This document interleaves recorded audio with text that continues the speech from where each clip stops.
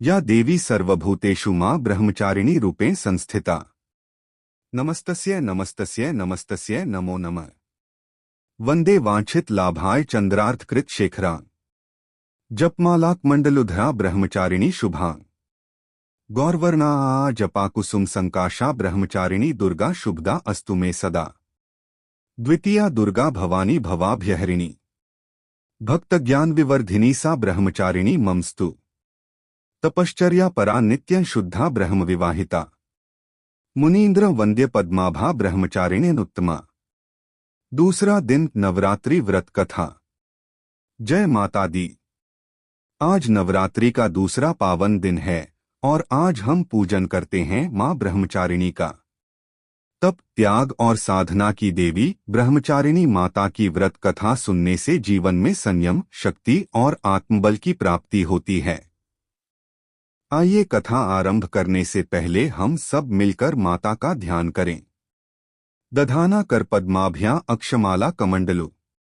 देवी प्रसीदतु मयि ब्रह्मचारिण्यन। पौराणिक कथा के अनुसार ब्रह्मचारिणी माता का जन्म हुआ था पर्वतराज हिमालय के घर में।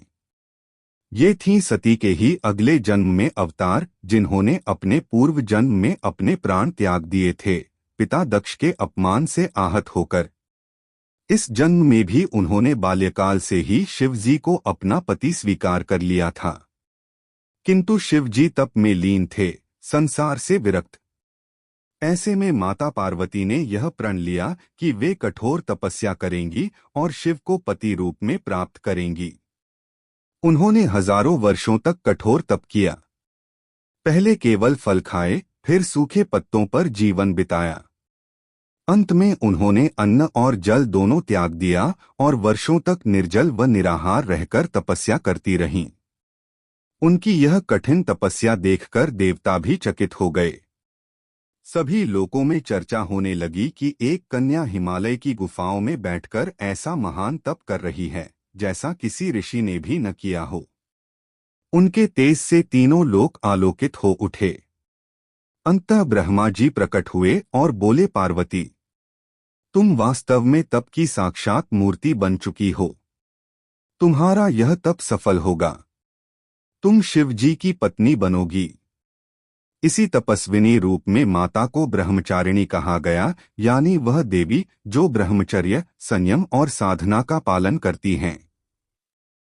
ब्रह्मचारिणी माता के एक हाथ में अक्षमाला और दूसरे हाथ में कमंडल होता है, जो हमें ध्यान, साधना और संयम का संदेश देते हैं।